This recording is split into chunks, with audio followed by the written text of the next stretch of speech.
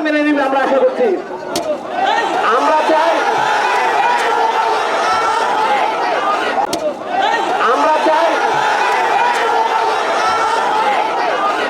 যে সম্মানিত শিক্ষার্থীরা বসেন বসেন বসেন আপনারা একটু প্লিজ 1 মিনিট।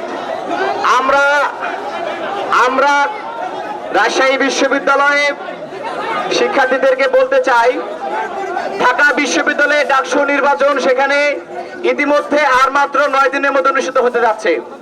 শান্তিপূর্ণ পরিবেশে সকল ছাত্র সংগঠন সেখানে অংশগ্রহণ করেছে।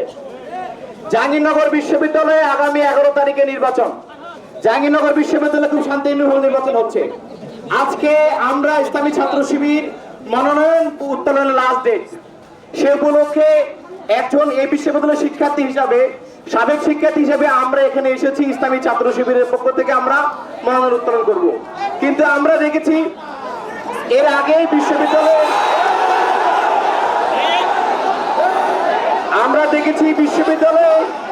এর আগে একটি মহল এখানে বিশৃঙ্খলা তৈরি করেছে। কাজে আমরা সে সুযোগটি চাই। আমরা মনোনয়ন উত্তোলনের জন্য এখানে এসেছি।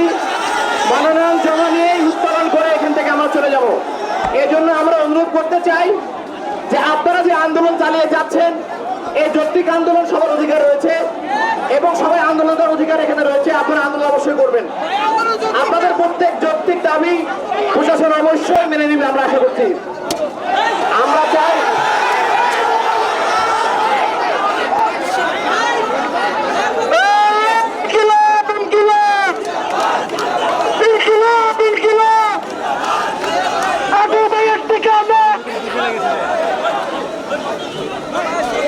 আমরা লক্ষ্য করছি ফ্যাসিবাদী নতুন শক্তি সন্ত্রাসবাদ আবার বিশৃঙ্খলা করার চেষ্টা করছে।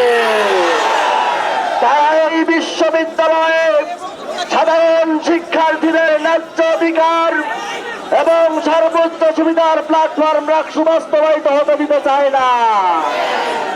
আমরা এই বিশ্ববিদ্যালয়ে সন্ত্রাসবাদকে কোনোভাবেই অবস্থান নিতে দিব না।